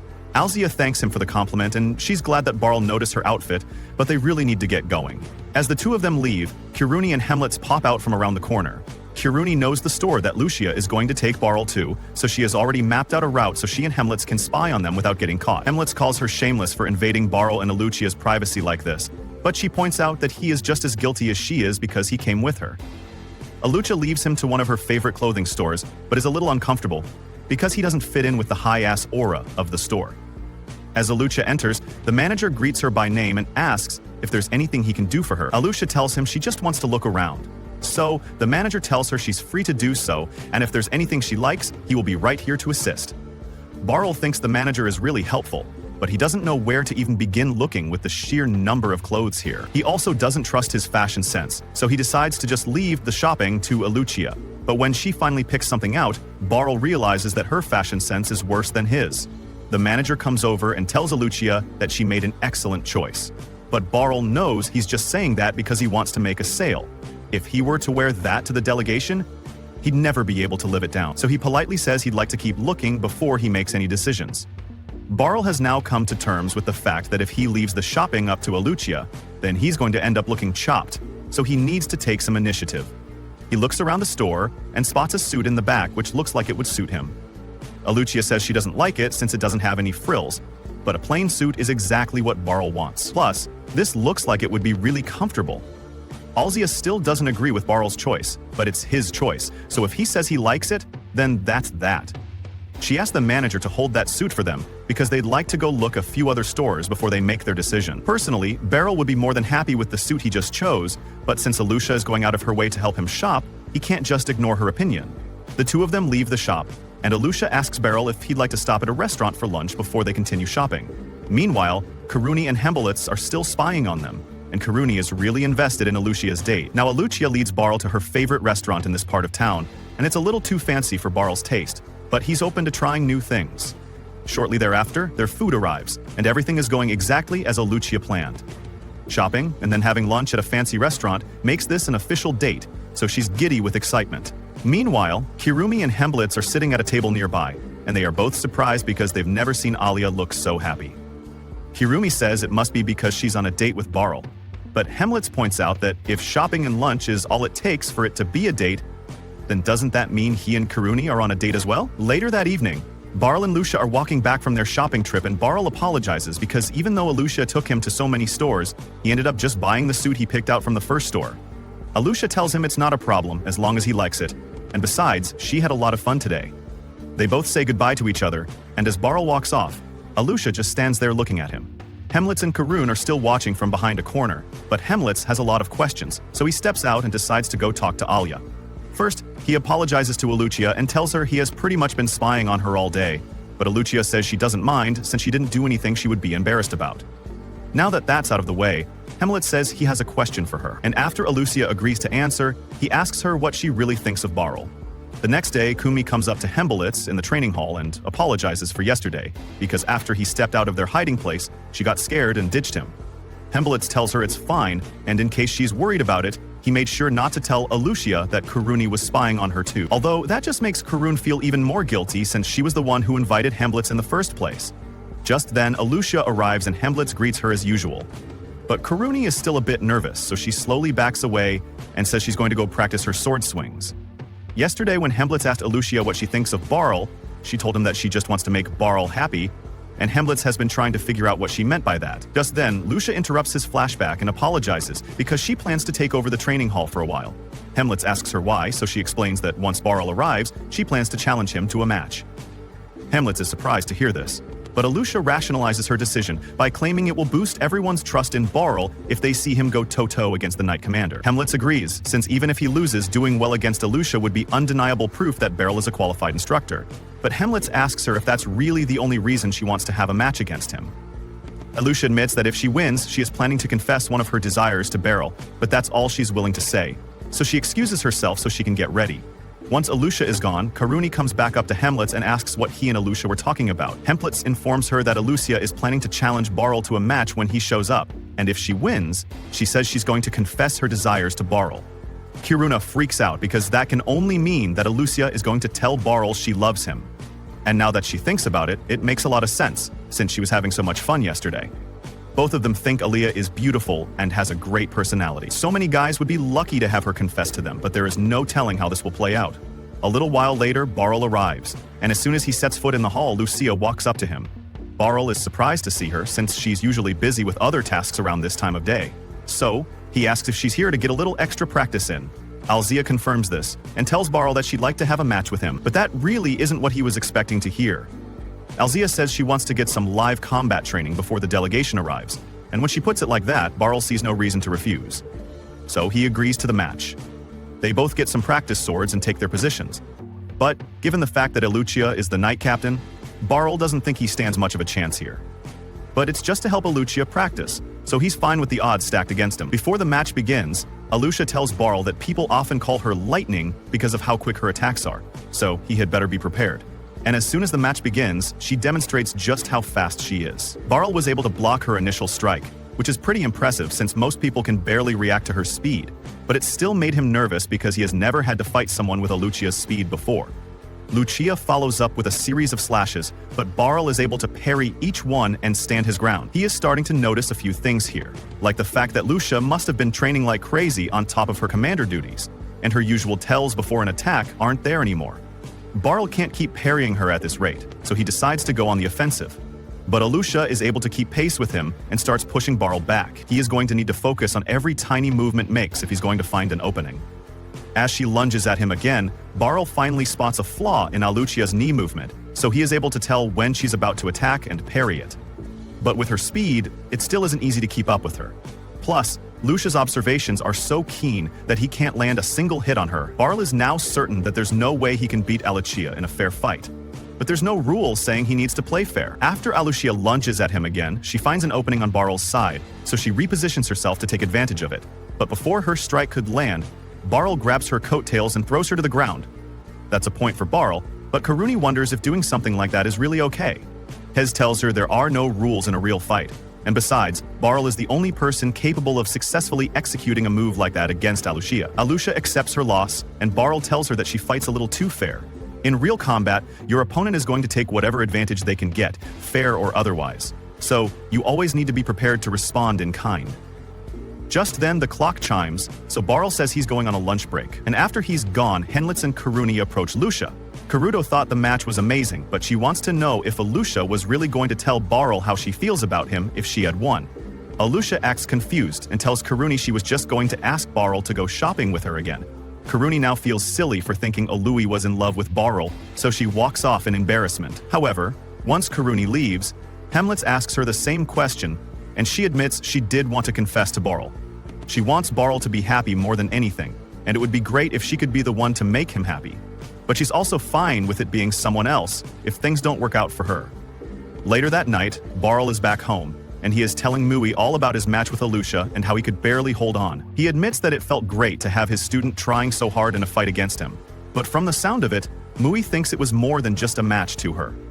Mui is about to tell Beryl that it sounds like Alusha is in love with him, but he cuts her off mid-sentence. He knows what she was about to say, but he'd rather not hear it because Alusha is his student and there's a huge age gap between them. This was the end of episode 8. Subscribe to not miss the next. We then see Beryl having dinner with Mew and telling her that he loves eating at home. He asks her what the temple gave her. She takes out a bag and tells him that they gave her the official uniform and some basic textbooks. But these books are borrowed, so she will return them when she finishes them and must be careful not to stain or tear them. Starting next week, she will be a student at the Magic Institute. Beryl asks her, "Didn't they give you a school bag?" She tells him no. They gave her that bag, and it can hold a lot of things. Beryl rejects this and tells her that she must buy a suitable bag before the school day. The next morning, we see Lysandra with the commander and his assistant. The assistant tells her a unit of 2 platinum-ranked adventurers found, tracked, and cornered it in a forest near the capital, and they need their help. Then there's a knock at the door, and the guard tells them that there's a visitor for Miss Lysandra. We then see Beryl in the city, entering a bag shop. He asks the seller for a school bag. The saleswoman asks him, "Are you enrolling your child in the Magic Institute since you're buying a bag at this time of the school year?" Beryl happily replies yes. The seller recommends several bags. Beryl picks up one bag and likes it. The seller tells him it costs 95,000 dul. The leather is from Solora Zarok, so he should be confident in its quality. But if that doesn't fit his budget, he has cheaper options. Beryl hesitates and leaves. We see him standing alone, talking to himself, saying, "I couldn't make a quick decision. Good bags are expensive, but I can afford them for my salary without a problem. However, there's no guarantee that things will remain this way. I'll need a reasonable amount of money from you in the future, so I shouldn't spend money recklessly, but I want her to have a beautiful bag to take to school." On his way home, he meets Lysandra and asks her how she is. She tells him that she's not well. She's been assigned a difficult mission and was thinking about it alone. She then asks him for help, so her chances of success in the mission increase. He tells her that he won't succeed in a mission that she finds difficult and refuses. She tells him there's a reward if they succeed, and then Beryl agrees. They go on the mission together, and on the way, she tells him that the mission involves catching a purebred live horse to present to the royal family when they visit. A person from the royal Iberian family hired her for this mission, and she received permission from the system to borrow him for help as a precaution. Then they arrive at the forest, and the guard tells him that they are sure the horse is in the forest, and they checked all the traps an hour ago, but they were empty. Lysandra and Beryl get ready and enter the forest together. She tells him that they are looking for a rare horse with pure white hair and a silver mane that escaped from a unit of platinum-ranked adventurers, which is why she was called to find it. They search but don't find any trace, but when they approach the lake, they see hoofprints on the ground. They continue searching again, and on their way they talk about Mew. Beryl tells her that dealing with children her age is very difficult, and even though he dealt with many children in the training ground, it's different when living with a child in the same house. Lysandra tells him that Mew is good, and she's sure things will work out. Then they reach another lake and make a plan to catch the horse when it appears. When it appears, she will be behind it and Beryl in front. She will shoot an arrow at it, and then Beryl will throw his net and secure it. Then they hide to wait for the horse to appear. At that moment, the beautiful horse arrives, and Instructor Beryl looks at it, exclaiming, "Oh, how magnificent! It truly deserves to be gifted to the royal family." Serena moves at the same time, and they attack. Serena strikes it with an arrow and it runs quickly. Just then, Drael was waiting for it, but it leaps over him with a huge jump, leaving Beryl unable to do anything. Serena quickly runs and tells him, "Come on, Instructor, we must intercept it and catch it." Beryl throws the net at it, but he misses again as the horse was incredibly fast. Then the horse gets up and knocks Beryl over. It's truly intelligent. They chase it again until they reach the top of the hill. Serena tells him, "I'll get ahead now and lead it towards you." Indeed, she jumps over the trees and stands directly in front of it. At this point, the horse is very clever and jumps from above to the top of the other hill. However, at that moment, something unexpected happens. The hill collapses, and Beryl and the horse fall into the water. Fortunately, they are still alive. Beryl tries to calm the horse, thinking about what they will do. It's impossible to climb back up with the horse, so they'll have to reach the other side somehow. If they try to cross this water, they could be swept away, and there might be a waterfall that takes them to places they can never escape from. Beryl decides to find a suitable solution. He cuts down a tree and it falls, forming a bridge for them to cross. Beryl almost falls, but the horse saves him. It truly is a magnificent horse. At that moment, Serena arrives, catching her breath after clearing her way through the riverbed. She was very worried about him. Perhaps she was faster than the horse, but thankfully, he's fine. She exclaims, "Amazing! You tamed that horse with such ease!" The scene shifts again to when they arrive in the city. An official tells them, "Congratulations, Beryl, you've truly done a remarkable job. Royal requests can lead to the success or failure of the Adventurers Guild's reputation, and this money is today's reward for what you brought." After that, Beryl arrives home, bringing Mew the bag she'll take to the Institute. She holds it, very happy with the bag, and even tries it on as it fits her perfectly. She then thanks him for this, and she also bought him a ceramic mug, telling him, "I didn't steal it, I worked for it." He asks her, "How did you work?" Here he remembers Serena when she told him that someone had worked last night. Yes, my friends, it's Miyu, working in secret to earn some money. He asks her, "You're truly amazing, but why did you want to buy the mug?" She tells him that his wooden mug had a large crack in it. He thinks, "Why? I should have bought you another mug. You're truly wonderful." Beryl is very happy about this and tells her, "Thank you, Miyu." He's so overjoyed that tears stream down his face. The next day, she finally arrives at the Institute. It's her first day.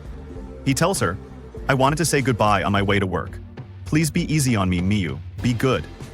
Then they watch the carriage heading towards the northern region. Finally, it departs and Beryl bids her farewell. Meanwhile, the scene shifts to Beryl when he goes to work. Alusha arrives and greets them. "Good morning, your face looks wonderful today," smiling. He replies, "Yes, it's a historic day. Mew went to school, and I'm truly happy." She tells him, "There's another matter. The commander and deputy commander of the Holy Order of the Church, Savine, have just arrived at headquarters. Before the delegation arrives, they wish to greet their counterparts here. I and Lise will attend, so if you wish to come with us, we would be very grateful." He thinks to himself, "I have no idea how they resolved the situation with Bishop Rivius."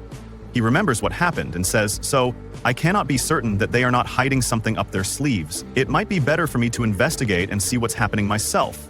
He tells her, "Okay, I'll go with you." And they arrive there and find the two people. The surprise is that the beautiful-haired girl knew him and ran to him quickly. Her name was Rose.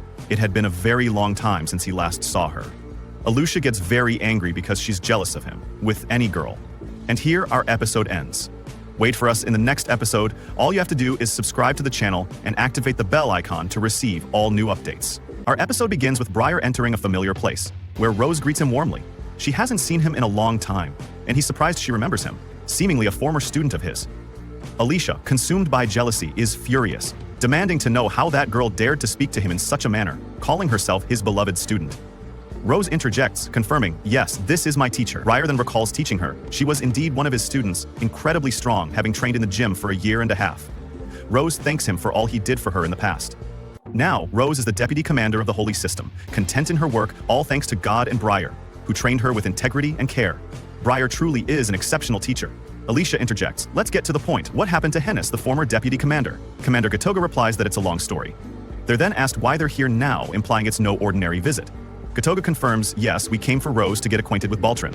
I haven't been here before and she'll stay for a few days to get a general idea of the city's landmarks." Alicia then informs them she'll assign a knight to guide them on their tour. Rose expresses her wish that her teacher could show her around, as she loves him dearly. Alicia seethes with visible anger, and Briar mentally notes that, if looks could kill, Alicia's would have certainly done the job. The next morning, we see Briar leaving the academy, musing to himself that his clothes should be ready by now. At that moment, Rose appears, greeting him. Briar thinks to himself, "What's going on? She just saw me today and this morning too." He replies, "All right, no problem. Do you need my help with anything?" She says, "Look, teacher, it's been a long time, so I thought we could chat, and if you could show me around too." Indeed, he takes her, and they explore the beautiful city, chatting. He asks her when she joined the Holy System. She tells him it was immediately after she left the training hall, when they offered her the chance to use her sword in service of her country, and she agreed. He asks if Commander Gatoga told her about it, and she confirms he did. She says she wanted to take things easy and travel a bit, as she loves traveling. Briar then tells her about himself, how he suddenly became a private trainer teaching many people. He tells her, "But it's really great that you became the deputy commander, that's a huge promotion." She replies, "Promotion or not, they just wanted to fill that position because it was empty and they couldn't find anyone." They continue walking through the truly wonderful city, and she tells him, "If you move anywhere, you must take me with you." He asks if she means she wants to live with him, and she replies, "Yes." Their time together ends for the day, as she greatly enjoyed their chat after such a long time. Rose departs. We now move to Briar, who is putting on a new outfit. He remarks, "I'll wear it today, whether I like it or not. I guess it's something I need to get used to. It's a bit expensive at 65,000 delsk, even though I didn't pay more than 10,000 delsk, but oh well, it's just for once." He finally returns home to a greeting from Miyu, who asks, "Welcome home, but what are you wearing?" He explains, "Oh, right, my new clothes. I took them to the dry cleaner, and I was too lazy to take them off after picking them up. What do you think?" She replies, "They're good, not bad." Her reaction is completely normal, which is typical of Miyu. He then changes his clothes and they have dinner. He praises her cooking, saying, "Excellent, the food is delicious." He then asks her about the institute she attends. She replies, "I'm sick of it." He stands up, angered, asking, "What are you saying? Is there a problem? Has someone upset you?" She says, "It's not that. Today, my classmates took me to the library by force. They take me with them every day by force. Yesterday it was the art room and before that the music room. It's so exhausting." He tells her, "It's nice that they're introducing you to places. That's really good. They like you." She says, "I know, but the problem is the place is huge and I don't like to walk around much. There are thousands of books in the library and a book can be this big." Briar is delighted, thinking to himself, this is the first time Miyu has talked so much about the institute. Miyu continues, "The book they advised me to read was full of words I didn't know, and I had no idea what it was about." She then asks Briar if he has read books before. He tells her, "Yes, I've read many, and I can also teach you the words you don't know." The scene then shifts to Alicia, who is addressing everyone, informing them that the first prince of Svendiar City will be visiting for 3 days starting today. He will be touring the capital, accompanied by Her Royal Highness the Third Princess. They will be working with the Holy System to provide security during this time, emphasizing the seriousness of the matter. The first squad will consist of Hinbels, while Alicia and the teacher will guard the third princess. Afterwards, the third princess named Salacia arrives and is welcomed. Alicia declares, "It is an honor for me as a knight to protect you with all my might." She then recognizes Briar, having heard much about him before. At that moment, Prince Glenn arrives and greets the princess, seemingly very fond of her. Then 2 cars arrive, one for decoy and the other carrying the prince and princess. Briar is in the decoy car, thinking to himself, "This means I'm bait for anyone else now." Rose then speaks to him through the window, asking if she can ride with him. He tells her to focus on her duties. The procession is now highly organized, with traffic controlled and security stable. They stop at a certain location and Prince Glenn says, "Something here caught my eye. There's a hair ornament I must get now. It might be really beautiful. We saw it from a distance, so we've come down to get it." Alicia tells them, "All right, we'll be here to guard you." They enter the shop to purchase it. Upon exiting, they find a large crowd has gathered, everyone having come to catch a glimpse of the royal family members. We must now be fully prepared for these difficult times. The prince and princess emerge, and everyone watches them. The commander then whispers in the prince's ear, "Please, do not repeat this. It's extremely dangerous." Briar notices something, perhaps someone, is drawing attention. He thinks, "What's going on? Am I imagining things?" But in reality, dear friends, it's not a figment of his imagination. Someone is indeed following them. Finally, they reach their destination, and the prince and princess are eating. At that moment, Briar approaches Alicia and discusses the situation, saying, "To be honest, I noticed a suspicious glare from that shop earlier. I think it was a murderous look." They are shocked. He stresses, "We must be very careful. It could be extremely dangerous." Commander Barumhat then walks over, saying, "I will reorganize the teams and increase security details. I emphasize the importance of this. May God protect us and see us through this safely." Afterward, the prince and princess greet the public amidst very tight security. At that moment, danger appears. Yes, dear friends, it might be the same person Briar noticed. They move swiftly, running fast. It's not just one person, but 3, moving in very coordinated, almost ninja-like motions. However, Briar, some of the commanders, and Rose also pursue them. The situation becomes more difficult. We see 3 or 4 people descending by rope from the top of buildings. The excitement builds, but dust fills the area. Amidst the dust, one of the fighters lunges at Briar, but Briar, with his strong instincts and keen hearing, detects him and fights back. He discovers that their blades are poisoned and warns everyone. Briar lands a powerful blow. Everyone is fighting with all their might. The same person fights Briar again, trying to trick him in any way possible, then delivers a strong blow to his ear, enraging Briar. The fighter gets up again, ready for combat. Now we'll see the real fight. They lunge at each other, dueling with swords, but they remain evenly matched. Briar then feints, drops his small sword, and then delivers powerful blows to his opponent's leg, bringing him to the ground. On another front, we see Commander Leonhardt, who, with his combat experience, anticipates the location of the blow, all while blindfolded. The other tries to evade him, but at the right moment, Leonhardt leaps and delivers a very powerful blow, knocking him to the ground. Then we see Alicia engaged in a very strong and deceptive fight. The fighter pulls her cloak to make her lose balance, but she regains it and lunges at him. She strikes him powerfully in the leg, then continues attacking the rest of his body, though she doesn't intend to kill him. The other commander was strong but didn't think. He lunges at his enemy, pinning him against the wall and tells him, "Surrender, you fool, or I'll kill you." But his enemy is very clever, feigning slightly, then quickly escaping through the crowd. Now to the final scene, with Rose and the other fighter. She strikes him, knocking him to the ground, then lunges at him with her sword. We don't see whether she killed him or just wounded him. Yes, dear friends, when the fog clears and things settle, we learn that she killed him by stabbing him in the head with her sword. They then gather all the attackers, but unfortunately they all died from the strong blows, even though they were not directly killed, except for Rose's opponent, whom she directly killed. This means they won't be able to interrogate them. But the question for this episode is, who are these people and which organization do they work for? Leave your answers in the comments, we'll reply to everyone. But you must subscribe to the channel and activate the bell icon to receive all new content. The episode kicks off right after the intense security battle concludes, leaving us uncertain if it's truly over or if things are about to get even more perilous, especially since someone managed to escape. First, we'll take the quickest route back to the palace, leaving Henley responsible for matters here. The master insists that Alucia accompany him, and everyone sets off. Alucia is anxious about what just happened, unsure of her next move. Meanwhile, the search for the escaped individuals from the incident scene continues. Tomorrow's tour is likely cancelled, Beryl, someone says. The scene shifts as they finally arrive, and Princess Thriella and Prince Glyn are ushered into the royal palace. Security is immediately heightened, with an increased number of guards assigned for a period. They're on the verge of meeting with senior officials. The Blue Fighter has no role for now. Beryl thinks to himself, she's probably going to ask me to show her the sights now, and I really don't want that. But then she says, I'm going home. Beryl is overjoyed, muttering, thank goodness she didn't talk to me. Afterward, Beryl heads home to see if Mew has finished at the institute. When he opens the door, he finds Lucy sipping tea, surprised by her presence. She explains that she's there because a lot has happened. Everyone told me about it. Mew then brings out more tea and announces she's going shopping. A smart girl, she realized they were about to discuss sensitive matters and discreetly made her exit. She really gets it, Beryl thinks. Let's talk, Beryl, Lucy begins, about why the magic squad wasn't part of the guard. They can't do anything because they need special spells and incantations that take time. You saw what happened. That commando squad was incredibly fast. They appeared out of nowhere. If they hadn't been dealt with quickly, they might have accomplished everything and assassinated some important figures. We need to be very careful. The scene now shifts to Alucia, who has met Deputy Commander Marbleheart. What brings you back here again? Alucia asks. Marbleheart explains she's looking for the commander, but Alucia tells her he's still in a meeting with officials at the royal palace and likely won't be back soon. Meanwhile, Beryl and Lucy continue discussing the major problem. Sven Idernia is currently experiencing significant power struggles, Lucy explains. The papacy and the royals are clashing, and tensions have escalated recently. She goes on to explain the nature of authority, particularly regarding the king, who holds the highest power but cannot issue or change ministers. Only parliament, made up of 300 individuals, can do this, requiring a 90% approval rate. From all these conflicts, we can deduce or assume that the papacy was behind this heinous act. Lucy continues, not just for power, but for influence and prestige. But even if Prince Glyn were assassinated and another prince took his place, wouldn't things remain the same? Beryl asks. Lucy replies, the second prince is Prince Valix, and he's a staunch follower of the church, so they would approve of him. The scene then returns to Alucia with the deputy commander.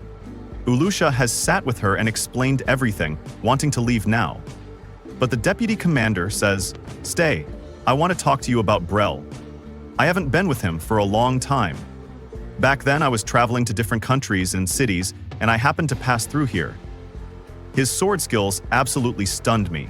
I was impressed from the very first moment. Alucia smiles. Yes, he's a very strong man. I've been with him for about 7 or 8 years.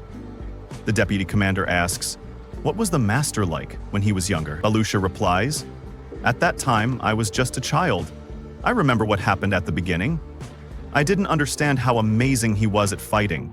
He praised my talent, but I think that was to ensure I stayed motivated. He was encouraging me. When I was able to imitate his dueling skills, he told me it was time to graduate, and I cried so much when I left him and said goodbye. It was so embarrassing. He hasn't changed. He was calm then and still is now. Just then they notice a small boy, perhaps lost. The deputy commander approaches him and asks, hey there, little fella, what's got you all flustered? He tells them he can't find his mother. Alucia tells them to take him to the guard room and ask his name. He tells them it's Ritter, and they gather some information about what his mother was wearing so they can search for her. Then, over the palace intercom, a voice booms, attention, attention! We've got a lost kid here, little Ritter. His mom, the one with the long hair and the red dress. We've got our son down by the coffee station. Come on down and get your little adventurer. The scene shifts back to Beryl and Lucy. Beryl is speaking. So this means all the assassins committed suicide when we caught them. He then recalls someone specifically. I saw a person take their own life without batting an eyelid. I think they're all cut from the same cloth. And if this is true, it won't be the end of things. Something feels off. Mew returns and Lucy departs. We then see Alucia after they've finally found the boy's mother. The mother thanks them and they leave. Alucia, still speaking with the deputy commander, says, "You really love children, don't you?" The deputy commander replies, "Yes, children are innocent when they're young. But when they grow up, we see hatred, envy, jealousy, and so many other things. If you're going to love, you should love a child. It's up to us adults to protect them first and foremost." The scene transitions to Alucia returning to headquarters. The tour, it seems, hasn't been cancelled. She addresses Princess Threlia and Prince Glynn's tour, telling them, "It will proceed as planned. In light of yesterday's events, I ask you to be extra vigilant in your duties. Go to work now, set off, and focus." Alucia then speaks to Commander Beryl, who asks her, "What did you do, you idiot?" She replies, "This is what Prince Glynn wanted," and both nations agreed. They get into the car and the procession begins, accompanied by numerous guards. At that moment, the Supreme Commander approaches Beryl and says, "Allow me a word, Master, in private."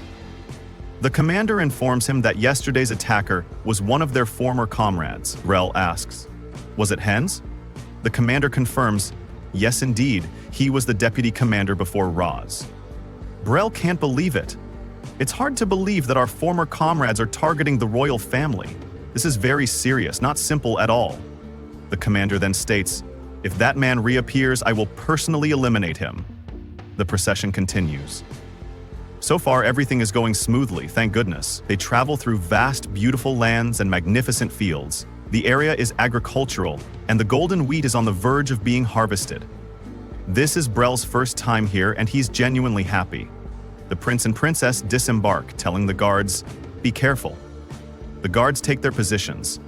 Everything is fine until suddenly, a stray arrow whizzes past the prince, narrowly missing him. Arrows then rain down like showers from everywhere.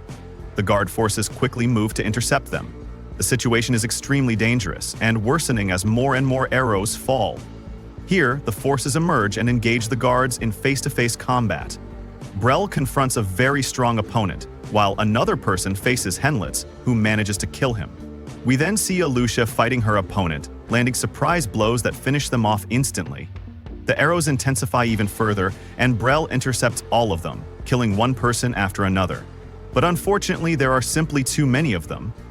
"We're in a lot of trouble, so many of them are appearing, as you can see," Beryl exclaims. But then something strange happens. Beryl wonders aloud, "What happened to the outer perimeter guards? They've all fallen." After a struggle lasting more than 15 minutes, Beryl orders Alucia to take the prince and princess, get in the car quickly, and leave the area. She asks him, "What about you, Beryl? Give the signal and let's go quickly." Afterward, Beryl meets with the deputy commander, who tells him, "You are very strong." But then she draws her sword and says, "Now we can talk, Master." Could the deputy commander have been a spy among the royal guard? Follow the episode and tell us in the comments if she was a spy or not, and from which country you're watching. Make sure to subscribe to the channel and hit the notification bell to get all the latest updates. Our episodes begin with Beryl and the Blue Warrior. He asks her, "Did you kill your allies?" She tells him, "I didn't need to kill them, it was easy to lose them. But I don't think that's possible with you, Master. But tell me, Master, how long have you been observing me?" Beryl tells her it was the moment of doubt when she killed that assassin in the theater. With her high skills, she could have subdued him without killing him. But you ended up killing him, and now the number of assassins who managed to pass through suddenly increased, and you weren't with them or anywhere else. Then he asks her a direct question.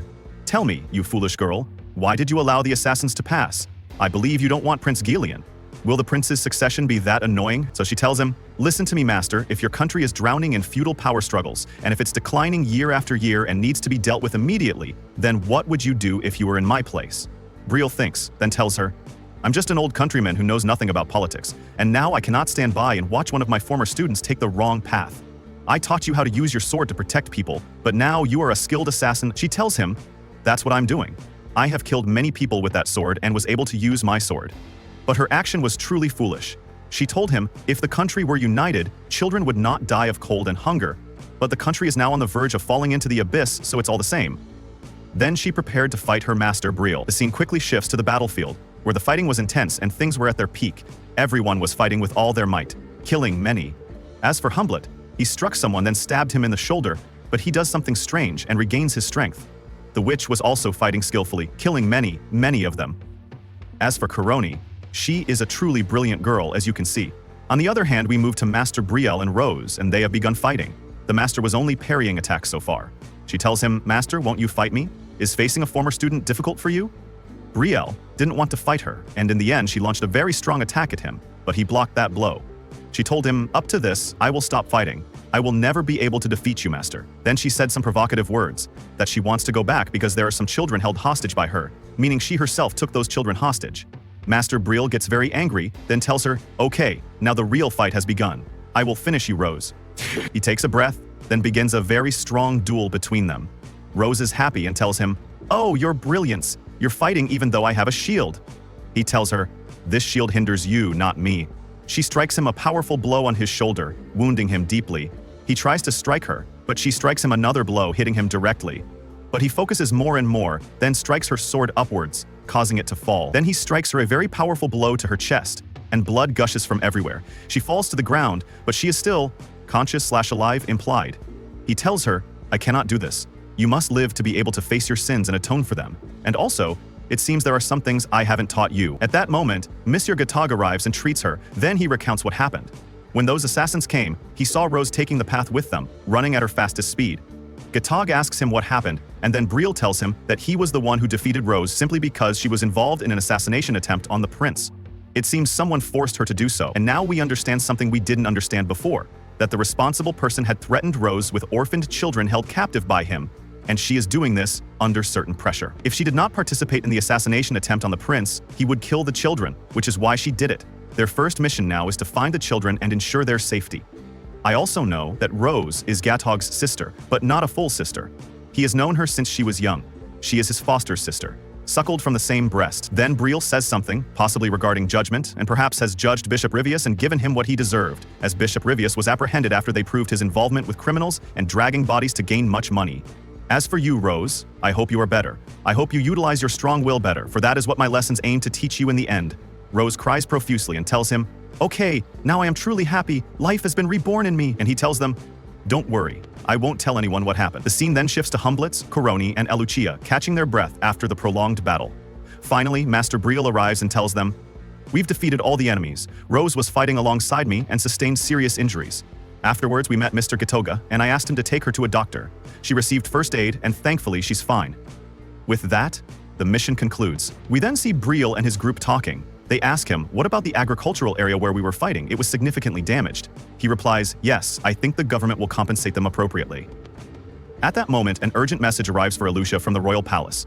When she opens it, she finds that they've commended her for her work and invited her to a formal banquet. "And your name is on it too, Master," she exclaims. He asks them, "How can this be? I don't want to go." They inform him that he will face the death penalty if he doesn't attend. Beryl is shocked and exclaims, "What? What? The death penalty? All right, I'll go with you." Indeed, they head there, and Beryl is very sweaty and nervous, as most if not all of the people present are high-ranking state officials. Beryl thinks to himself, "How can Elucia be as calm as I see her now? Perhaps it's because she collaborates frequently with these matters. She is the official leader, the leader of the monarchy." At that moment, King Gladio arrives and apologizes for the delay. They talk amongst themselves, and the princess, the king's daughter, thanks him, saying, "He was truly wonderful." She tells her father Beryl was wonderful. He informs her that reports have reached him that he fought bravely and skillfully. She replies, "That's evident from his face. It must be that when he was a private instructor, it was a wise choice to pick him." And now, the king continues, "I have decided to form a royal guard exclusively responsible for protecting Slasia. And if you are open to the idea, Beryl, I would be pleased to recommend you for this position. I know you are very strong. You think of everything, and your mind weighs an entire country." The scene shifts to Beryl arriving home and telling his partner Miyaoi, "Look, they gave me a gift plate made of rare marble." She replies, "Yes, it's truly beautiful, but do you want dinner?" He tells her, "Yes, we want it now. I've come a long way." They then eat and chat about the royal invitation. She asks him if the king praised him.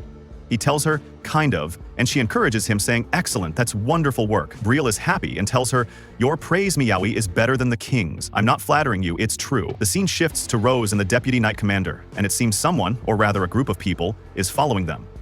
The scene then shifts to Bryl's father, who calls out to his friend, saying, come, quickly. This came from Beryl. He met His Majesty the King at the royal banquet and presented this as a gift. He wrote to his father that he misses him very much, and that he will return as soon as possible. And with this, our 12th and final episode of this anime concludes. Wait for us, God willing, in a new anime next week, but you must be subscribed to the channel and activate the bell icon to receive all that is new.